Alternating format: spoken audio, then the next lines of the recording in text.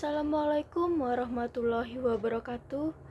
Halo semuanya, saya Sistifani Putri Handayani dengan NIM 2202211000008. Saya adalah mahasiswi semester 5 Universitas Trunojoyo Madura, Fakultas Ekonomi dan Bisnis, Program Studi S1 Akuntansi kelas A. Sehubung dengan adanya video ini, yaitu untuk memenuhi tugas ujian akhir semester mata kuliah analisis laporan keuangan. Di sini, saya akan memaparkan materi tentang analisis aktivitas pendanaan lanjutan. Sebelum memasuki materi, saya ingin mengucapkan banyak terima kasih kepada Bapak Dr. Sultan Syah, SE, AK, MM, MAK, CA selaku dosen pengampu mata kuliah analisis laporan keuangan, yang mana beliau memberikan kesempatan bagi saya dan teman-teman semua agar dapat memperdalam pemahaman dan pengetahuan dalam pembahasan kali ini.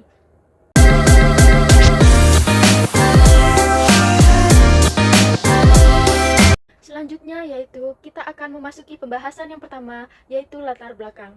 Dalam dunia bisnis dan keuangan, aktivitas pembiayaan dan pengelolaan modal memegang peranan penting dalam menentukan stabilitas keuangan dan kinerja perusahaan.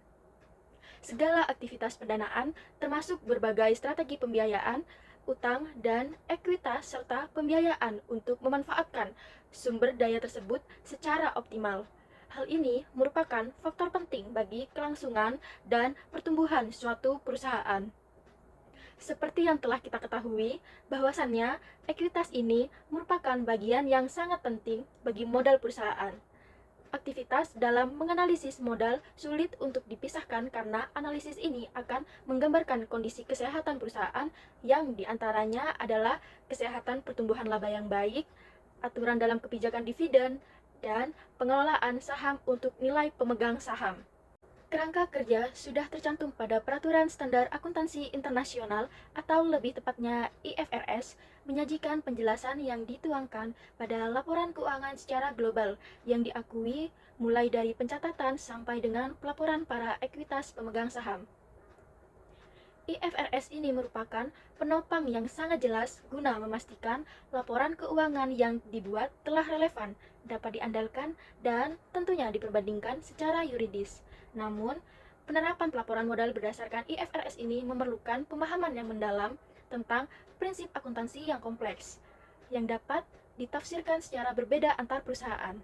Selanjutnya ada aktivitas pendanaan. Aktivitas pendanaan adalah komponen yang paling penting dari strategi keuangan bisnis, di mana pengelolaan yang tepat dapat meningkatkan nilai pemegang saham dan menjamin keberlanjutan perusahaan. Selanjutnya ada pembiayaan off-balance sheet. Menurut situs Investopedia, off-balance sheet atau OBS merupakan aset atau kewajiban yang tidak muncul pada neraca perusahaan. Akan tetapi, meskipun tidak muncul dalam neraca, pos-pos tersebut tetap menjadi aset dan kewajiban milik perusahaan. Contoh dalam off-balance sheet diantaranya, yang pertama ada kontrak jual beli atau purchase agreements, dan juga perjanjian material yang digunakan atau throughput agreements, yang dimana sebuah perusahaan bersepakat untuk membeli keluaran atau output atau memproses jumlah barang dalam kegiatan proses dan aturan pengambilan ataupun bayar, atau yang disebut dengan take or pay. Selanjutnya yaitu ekuitas pemegang saham. Ekuitas merupakan salah satu bagian dari hak pemilik dalam sebuah entitas, yaitu selisih antara aset dan liabilitas yang ada dan juga tidak termasuk ukuran nilai jual suatu entitas. Dalam analisis ekuitas ini, beberapa pengukuran dan pelaporan standar harus dipertimbangkan untuk ekuitas pemegang saham. Menurut Rustiana et al. Tahun 2022, analisis tersebut akan mencakup beberapa hal, yaitu yang pertama ada mengklasifikasikan dan membedakan sumber pembiayaan ekuitas utama. Yang kedua, meneliti hak golongan pemegang saham dan preferensi mereka dalam likuidasi. Yang ketiga, mengevaluasi batasan hukum untuk distribusi ekuitas. Yang keempat, menilai batasan kontrak, hukum, dan lainnya untuk distribusi laba ditahan. Yang kelima, menilai syarat dan ketentuan sekuritas konversi, opsi saham, dan lainnya. Yang terakhir ada pengaturan yang berkaitan dengan kemungkinan penerbitan saham. Selanjutnya ada komponen ekuitas pemegang saham. Menurut Hoiria, tahun 2020 ada beberapa unsur yang dapat dikategorikan dalam neraca pos-pos ekuitas, antara lain yang pertama ada modal saham atau capital stock. Modal saham adalah saham yang diberikan kepada pemegang ekuitas sebagai imbalan atas aset dan jasa yang telah mereka miliki. Jenis modal tertentu hanya dapat dimiliki oleh perseroan terbatas atau PT dan diperoleh dengan cara menerbitkan dan menempatkan saham kepada pihak tertentu atau kepada masyarakat umum. Selanjutnya yaitu klasifikasi modal saham. Yang pertama ada saham biasa atau common stock. Saham ini ialah saham yang tidak memiliki keistimewaan dan saham ini memiliki resiko yang sangat tinggi jika terjadinya likuidasi. Kepemilikan sekaligus nama pemegang saham biasa tidak akan dinilai dan tercantum pada sertifikat pemegang saham. Jika laba perusahaan telah disetujui pada RUPS, nantinya para pemegang saham biasa akan memiliki hak dalam memperoleh dividen. Namun, saat pembagian dividen, pemegang saham hanya memperoleh di saat pembayaran dividen pemegang saham preferen sudah dilakukan terlebih dahulu. Yang kedua ada saham preferen atau preference stock.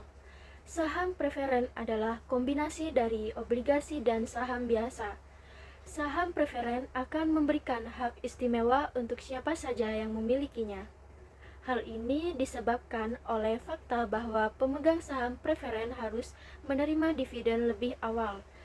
Pemegang saham preferen lebih unggul lain di samping klaim dividen yang didahulukan. Mereka juga akan menerima dividen dengan jumlah yang tetap setiap tahunnya. Menurut Hoiria, tahun 2020 terdapat beberapa karakteristik pada saham preferen yang menjadikannya mirip dengan adanya saham biasa, yakni yang pertama ada memiliki preferensi atas dividen atau hak partisipasi dividen. Yang kedua, memiliki preferensi atas aktiva saat likuidasi. Yang ketiga, dapat dikonversi menjadi saham biasa. Yang keempat, bisa ditebus sesuai opsi perseroan. Dan yang terakhir, tidak memiliki hak suara. Selanjutnya, yang kedua ada modal disetor atau paid-in capital.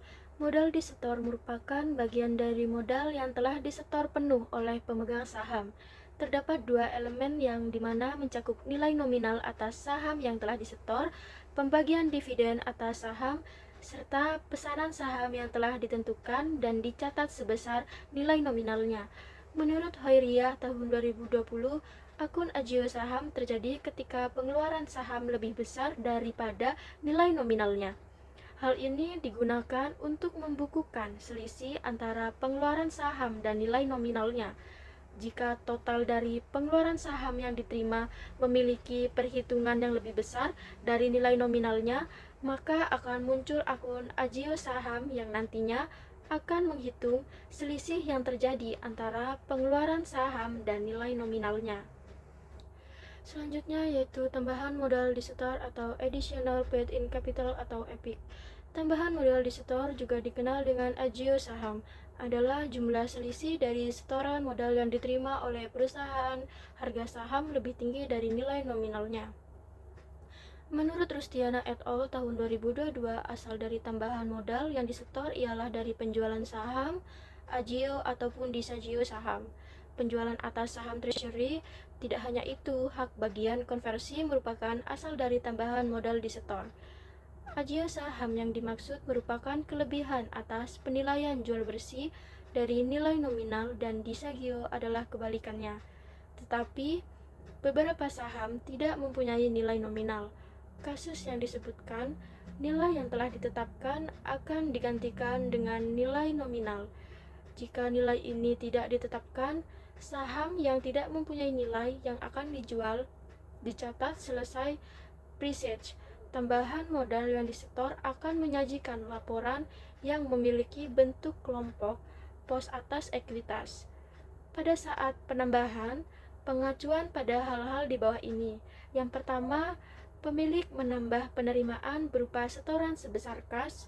Yang kedua, pemilik menambah setoran penerimaan yang bersumber dari aset non-kas yang dihitung berdasarkan nilai wajar. Yang ketiga ada saldo laba atau retained earnings. Saldo laba atau istilah lain dari laba ditahan digunakan untuk menggambarkan keuntungan yang terkait dengan aktivitas ekuitas pemegang saham. Saldo laba adalah jumlah uang yang tersedia untuk perusahaan setelah membagikan dividen kepada pemegang saham. Dengan mengetahui besarnya saldo laba dalam suatu perusahaan, bertujuan untuk mengetahui kinerja dan pertumbuhan perusahaan tersebut dari tahun ke tahun. Laba bersih yang dihasilkan selama periode berjalan akan menambah jumlah saldo laba yang ada pada awal periode. Sedangkan dividen yang diumumkan selama periode berjalan akan mengurangi saldo laba. Baik, selanjutnya adalah pengelolaan ekuitas pemegang saham. Di sini ada 3. Yang pertama, penerbitan saham. Penerbitan saham merupakan proses di mana perusahaan menjual sebagian kepemilikannya kepada investor melalui pasar modal. Saham yang diterbitkan adalah instrumen ekuitas yang memberi pemiliknya hak atas bagian kekayaan dan pendapatan perusahaan. Perusahaan sering menerbitkan saham untuk memperoleh modal tambahan guna pengembangan usaha. Melalui cara ini, perusahaan bisa mendapatkan dana dari investor eksternal tanpa menambah hutang. Hal ini menjadi alasan penerbitan saham sering dipilih sebagai alternatif pendanaan dibandingkan sumber lain seperti pinjaman atau obligasi. Saham menawarkan potensi keuntungan yang tinggi bagi investor, namun juga membawa risiko yang besar. Harga saham juga dapat berfluktuasi signifikan bergantung dengan berbagai faktor, termasuk kinerja keuangan perusahaan, kondisi ekonomi makro, dan perubahan harga komoditas. Proses penerbitan saham juga melibatkan pertimbangan harga yang ditawarkan ke publik. Harga saham juga harus kompetitif dan menarik bagi investor, namun juga harus mencerminkan nilai wajar perusahaan agar tidak merugikan pemegang saham yang ada. Selanjutnya yang kedua ada pembagian dividen. Pembagian dividen merupakan keuntungan yang dibagikan kepada seluruh pemegang saham yang akan terrealisasi setelah pengumuman laba perusahaan yang diselenggarakan dalam RUPS di akhir periode. Besarannya tergantung pada kebijakan perusahaan dan faktor-faktor seperti laba bersih, rencana pengembangan, dan kebutuhan dana. Dividen payout ratio atau DPR memiliki tujuan dalam mengukur tingkat pembagian dividen dari laba perusahaan yang dimana menunjukkan persentase laba bersih. Inilah berbagai faktor yang memiliki pengaruh atas kebijakan pembagian dividen, diantaranya yang pertama, profitabilitas atau return on asset atau ROA. Hal ini mengukur laba dari aset. ROA tinggi berarti potensi dividen lebih besar. Leverage atau current ratio merupakan cara perusahaan untuk menilai dan mengukur dalam melunasi kewajiban jangka pendek mereka. Rasio tinggi berarti kemungkinan membagi dividen meningkat. Yang ketiga ada nilai perusahaan atau price earning ratio atau PER, merupakan perbandingan antara harga saham dengan laba per saham. Pengaruh pada dividen bervariasi tergantung kondisi pasar dan strategi perusahaan. Dan pengelolaan yang terakhir yaitu ada pembelian kembali saham atau buyback atau treasury shares. Pembelian kembali saham atau share repurchase merupakan strategi corporate di mana sebuah entitas bisnis membeli ulang saham-sahamnya yang telah beredar di kalangan publik. Tujuan dari tindakan ini adalah untuk menyusutkan kuantitas saham yang beredar yang berpotensi mengakibatkan peningkatan nilai saham perusahaan di bursa efek. Saat perusahaan memiliki kelebihan atas kas yang dimilikinya, perusahaan akan mempunyai peluang dalam melakukan pembelian kembali saham korporasi. Perusahaan juga dapat membiayai proyek investasi yang lain guna meluaskan usaha yang dirintisnya. Dengan perusahaan membeli kembali sahamnya, maka perusahaan secara tidak langsung akan mengurangi jumlah saham yang beredar, sekaligus mencegah rasio keuangan.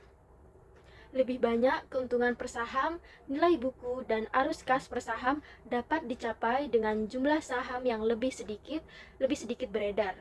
Beberapa alasan perusahaan melakukan pembelian kembali saham antara lain yaitu yang pertama ada peningkatan kinerja pasar perusahaan disebabkan karena rasio pasar yang lebih rendah, dicontohkan dengan price to earning ataupun price to book ratio. Selanjutnya, aktivitas pendanaan. Aktivitas pendanaan atau financing activities merupakan sebuah metode yang dipakai oleh perusahaan dalam mendapatkan aset atau uang dalam membayar keseluruhan kebutuhan perusahaan. Menurut situs OCBC NISP, pendanaan adalah elemen yang penting bagi aktivitas perusahaan. Pendanaan atau istilah lain disebut sebagai funding merupakan aktivitas yang dilakukan oleh sebuah perusahaan dalam memperoleh sebuah suntikan dana yang akan digunakan untuk mendanai segala kebutuhan perusahaan.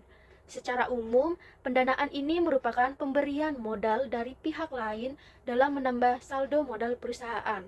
Terdapat dua elemen yang menjadi sumber pendanaan eksternal, yakni investor ekuitas atau pemegang atau pemilik saham dan juga kreditor.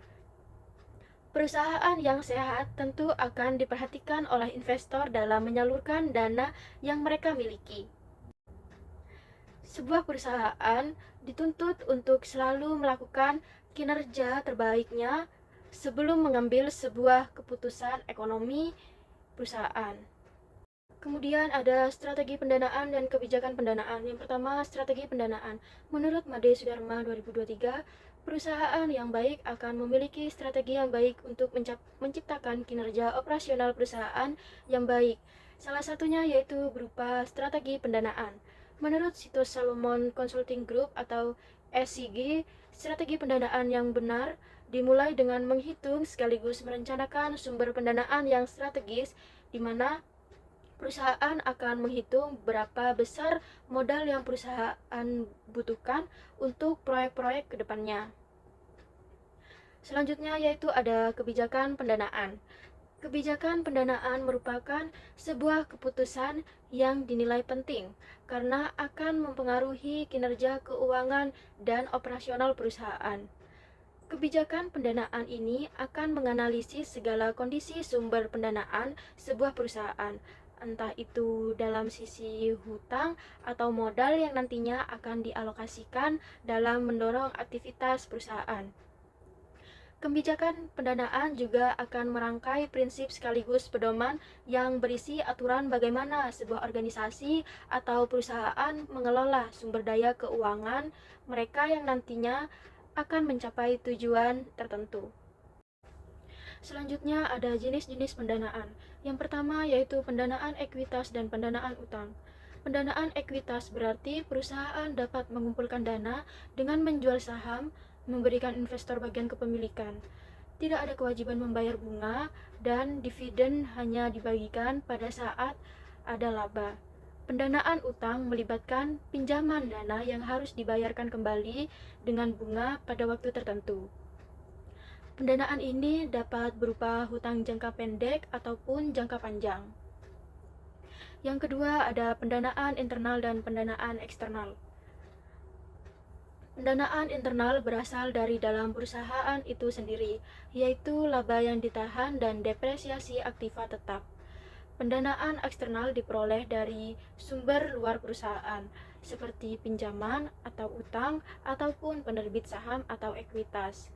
Yang ketiga ada pendanaan jangka pendek dan pendanaan jangka panjang, di mana perusahaan menggunakan pendanaan jangka pendek untuk memenuhi kebutuhan operasional dalam waktu kurang dari 1 tahun. Hal ini mencakup pembiayaan untuk persediaan, pembayaran utang dagang, gaji karyawan, dan kebutuhan operasional lainnya. Di sisi lain, pendanaan jangka panjang berfokus pada investasi besar untuk pengembangan perusahaan. Dengan jangka waktu lebih dari setahun, pendanaan ini digunakan untuk pembelian aset tetap, pembangunan fasilitas baru, atau proyek jangka panjang lainnya. Selanjutnya yaitu analisis ekuitas pemegang saham. Yang pertama yaitu rasio keuangan terkait ekuitas. Pastinya, setiap perusahaan yang sudah berdiri memiliki prinsip utama sebelum didirikan, yaitu untuk mendapatkan laba dari segala proses pelaksanaan bisnisnya. Adanya laba ini akan membuat perusahaan memiliki tambahan modal yang pastinya akan berguna bagi keberlanjutan usahanya ke depan. Untuk mencapai apa yang menjadi prinsip awal perusahaan, perusahaan harus memiliki tugas dalam manajemen keuangan yang baik guna memberikan hasil yang baik pula. Adanya prinsip ini akan membuat perusahaan semakin memaksimalkan laba dan kinerjanya. Maka dari itu, dapat disimpulkan bahwasannya rasio keuangan akan mencakup aktivitas yang membandingkan beberapa angka di dalam laporan keuangan dan membaginya. Indikator dalam rasio keuangan ini akan menilai posisi keuangan dan kinerja perusahaan. Nantinya akan mempermudah bagi sang analisis akan mengetahui kondisi kesehatan perusahaan yang dia analisis. Selanjutnya yaitu jenis-jenis rasio keuangan. Menurut Atul et al. Tahun 2022, terdapat beberapa jenis yang masih tergolong dari penjabaran rasio keuangan serta perhitungannya. Yang pertama ada rasio likuiditas. Rasio likuiditas ini bisa saja disebut dengan rasio lancar. Rasio lancar akan mewakili perusahaan sebagai bagian dari pemberitahuan kemampuan sekaligus pemenuhan tanggung jawab untuk kewajiban jangka pendek yang dimilikinya. Rasio ini akan menghitung kewajiban yang telah jatuh tempo. Kewajiban jatuh tempo ini antara lain ialah kewajiban yang dimiliki perusahaan atas pihak eksternal ataupun pihak internal perusahaan. Terdapat beberapa unsur di dalamnya meliputi yaitu yang pertama ada rasio lancar. Poin pertama ini biasanya akan diterapkan untuk solvensi jangka pendek. Terdapat rumus perhitungan dari rasio ini yaitu seluruh aktiva lancar milik perusahaan akan dibagi dengan keseluruhan hutang lancar yang dimiliki oleh perusahaan. Yang kedua ada quick ratio. Istilah ini merupakan gambaran pengukuran yang bisa dibilang cepat karena dalam prosesnya yang mengukur uji solvensi jangka pendek akan diteliti lebih lanjut daripada rasio lancar. Mengapa demikian? Hal ini dikarenakan pada bagian dari pembilangnya akan menghilangkan persediaan yang termasuk dalam aktiva lancar yang tidak liquid. Tidak liquid di sini memberi pernyataan bahwa akan memunculkan potensi kerugian yang akan terjadi di masa yang akan mendatang. Hal ini perlu menghitung aktiva lancar perusahaan dikurangi oleh persediaan perusahaan. Nantinya setelah hasil dari pengurangan itu didapat, maka bagilah dengan hutang lancar milik perusahaan. Yang ketiga ada cash ratio. Poin ketiga ini memiliki keterkaitan antara rasio kas dan bank dengan hutang lancar. Perhitungan dari rasio kas lancar dengan cara membagi kas dengan hutang lancar perusahaan. Yang kedua ada rasio solvabilitas. Rasio solvabilitas ini merupakan acuan dalam pengukuran sejauh mana aktiva perusahaan dihitung berdasarkan pembiayaan yang bersumber dari hutang. Nantinya akan digunakan oleh perusahaan dalam membiayai seluruh kegiatan usahanya jika dibandingkan dengan menggunakan modal sendiri. Yang pertama ada debt to total asset. Ini merupakan ukuran yang membantu pemangku kepentingan membandingkan jumlah utang yang dimiliki perusahaan dengan asetnya. Untuk cara penghitungannya bisa membagi total utang perusahaan dengan total asetnya. Yang kedua ada debt to equity ratio, merupakan alat untuk menganalisis laporan keuangan yang menunjukkan seberapa besar jaminan yang diberikan perusahaan kepada kreditur. Cara menghitungnya ialah membagi total utang perusahaan dengan modal sendiri yang dimiliki perusahaan. Jenis yang ketiga yaitu rasio aktivitas. Hal ini dipakai guna mengukur efektivitas yang dimiliki perusahaan saat menggunakan hartanya guna menjalankan operasional perusahaan.